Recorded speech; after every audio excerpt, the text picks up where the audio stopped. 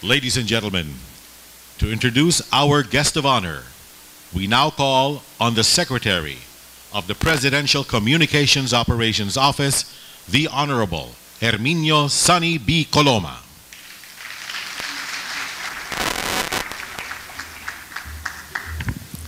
Friends, ladies and gentlemen, His Excellency Benigno S. Aquino III, President, Republic of the Philippines.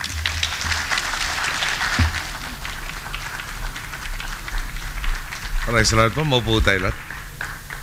Secretary Sonny Coloma, Mr. Vicente Alion, Mr. Hermin Arceo, Mr. John Enerio, Mr. Mayo Jose Ongcinco, Mr. Milito Salazar Jr., of course, the Outstanding Filipino Awardees for 2013, Secretary Rogelio Singson, Dr. Mahar Lagmay, Mr. Arsenio Elia, former Associate Justice of the Supreme Court Adolfo Ascuna, members of the Junior Chamber International Inc., Philippines, officials and employees of Insured Life, Congressman Pagdilao, former TOEFL awardees, fellow workers of government, honored guests, ladies and gentlemen.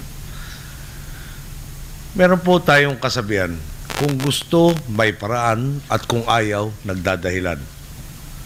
Karangalan ko pong makiisa sa inyo ngayon sa pagbibigay pugay sa tatlong individual na nagsabuhay ng kasabihang ito. Imbis na magdahilan o magsulong ng pansariling interes, ginusto ni Ginoong Arsenio Elia, Alfredo Mahar at kalihim Rogelio Singson na maglingkod sa kanilang mga kapwang Pilipino. Gumawa sila ng paraan upang makiambag sa pagpapabuti ng ating lipunan. Karapat-dapat nga po talaga silang matawag na outstanding ng mga Pilipino. Pag-usapan po natin sandali si Secretary Babe Singson. Komportable na ang kanyang buhay noon sa private sector. Mataas na ang kanyang posisyon.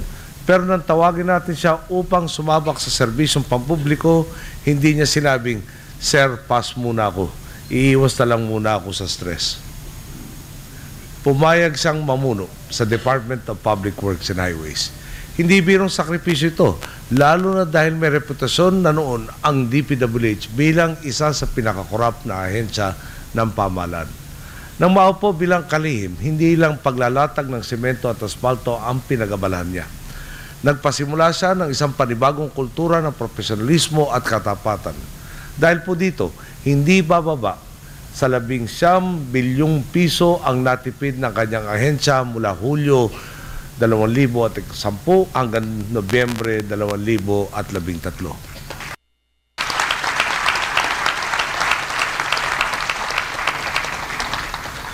Ito po ay nagmula dahil sa pagsasayos ng mga proseso ng bidding. Isipin lang po natin sandali kung ano ang katumbas niyan. Ang isang classroom po, tinatayang 800,000 piso ang halaga. Sa ganitong kwentahan, 23,750 classrooms pa ang katumbas ng natipid ng DPWH sa pamumuno ni Secretary Babes. Tunay nga po, kapag si Kalihim Babes ang pumirma sa isang proyekto, alam mong sulit ang gagastusin sa kaban ng bayan at hindi mapupunta sa bulsa ng kung sino lang. Kung babalikan ninyo ang mga ginawa kong sona nitong nakaraang mga taon, makikita niyo madalas kong ibida si Kalihim Babes. Hindi ako magsasawang magbigay ng papuri sa kanyang kakayahan na mapanatili ang mga nagawang positibo, habang hindi natatakot na humarap sa mga bagong hamon at nagpapatupad ng mga reformang napapakinabangan ng maraming Pilipino sa literal na konkretong paraan. Alam po nyo, kung meron man akong hindi nagustuhan kay Secretary Babes, dahil pagkausap ko po sa telepono at sasabihin ko sa dulo, "Thank you, Babes." Sabi po nakalingon sa akin at iniisip ko sino ang kausap ko.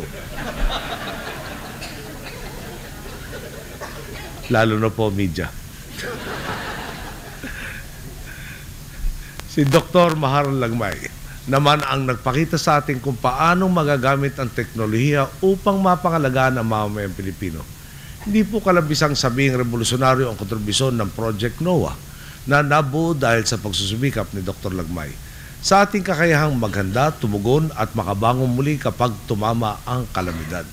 Ang mga bagay na winiwido-wido at dinadaan sa tansyahan dati, naunawa na natin ng ayon sa totoo at mas mapagkakatiwala ang datos ngayon.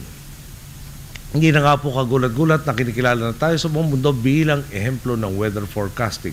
Sa unang pagkakataon nga po, sa loob ng mahabang panahon, hinahangaan ang isang teknolohiyong inisip, plinano at ipinatupad ng Pilipino dito sa Pilipinas para sa kapwa Pilipino. Para po talagang isang high-tech na people power ang Project NOAA. Pinagtagpo-tagpo nito ang kalamang hawak ng mga eksperto, local government at ahensya ng gobyerno upang magkaroon ng pakinabang sa kalakhang lipunan. Gusto ko rin pong sabihin na ang pagbibigay ng ganitong parangal kay Dr. Lagmay ay isa rin pagsaludo sa mga scientists at iba pang dalubhasa na piniling manatili sa Pilipinas at gamitin ang kanilang kaalaman at karanasan para sa pakinabang ng mga kapwa Pilipino. Samantala, si Ginoong Arsenio Elia naman na nagturo sa atin kung paano balansin ang pangangalaga sa kalikasan at ang pagtugon sa mga praktikal na pangangailangan ng mamamayan. Sa karanasan ko po, hindi madali ang pagkumbinsi ng ating mga kababayan tungkol sa pangangalaga sa kalikasan kung hindi tutugunan ang kanilang mga pang-araw-araw na pangangailangan. Sa isa sa maraming pananaliksik ni Ginoong Elia, nakahanap siya ng paraan para maparami ang ani ng resin sa mga puno ng almasiga nang hindi nagre-resulta sa agarang pagkamatay ng mga puno. Dahil mas marami ang ani, mas malaki ang halagang naiuwi ng ating mga kababayan. Bukod pa dito, nakatulong din ang pamaraang dinisenyo ni Ginoong Elia sa preserbasyon ng mga punong almasiga. Ang ganitong solusyon ay maaari lamang manggaling sa isang ekspertong malalim, hindi lamang sa kanyang larangan, kundi pati na rin sa mga komunidad na maaaring makinabang sa kanyang mga matutuklasan.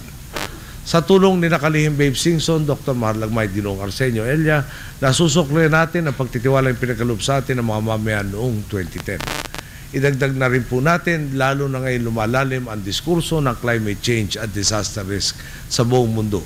At nasa sentro ng usapin ang ating bansa.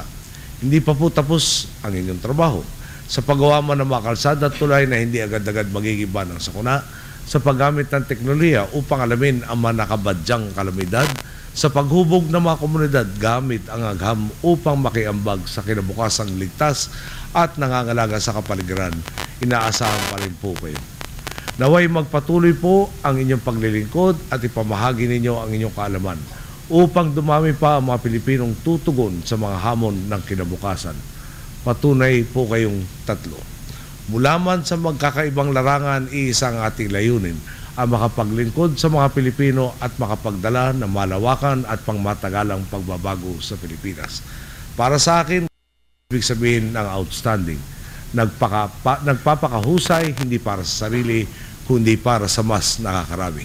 Ginawa ang lahat upang ang maipamana sa susunod na salinlahi ng Pilipino ang isang lipunang masagana, hitik sa pagkakataon at tumatamasa ng malawakang kaunlaran. Alam po nyo, talagang itong tatlo nating awardees ngayon, ating pong isipin talaga, kung kanya-kanya ang ginawa, hindi humagakampanan ang kanyang obligasyon. Nandiyan sa pangangalaga ng ating kagubatan, pag tuloy natin pabayaan ito, siyempre dagsa ang flood, dadami po ang kailangan ma-monitor ng Dr. Manghas na siya namang magsasabi kay Secretary Singson kung ano pa ang dapat kumpunihin. Kung kanya-kanya, pare-pareho silang papalpak. Dahil nagtulungan, talaga naman pong nagkakaroon tayo ng hitik na solusyon na talaga naman pamatagalan. Gusto ko rin po pasalamatan lahat ng nangasiwa nitong ating pong awarding ceremony. Alam po nyo sa gobyerno, para kadalasan ang karapatan mo na lang ay ma-criticize. No. Ngayon, recognize. At hindi na po para sa akin, pero dito nga ho sa tatlo at iba pang kawani ng gobyerno na talaga naman pong ginagawa ang tama para sa kapwa Pilipino. Magandang araw po. Maraming salamat sa inyo.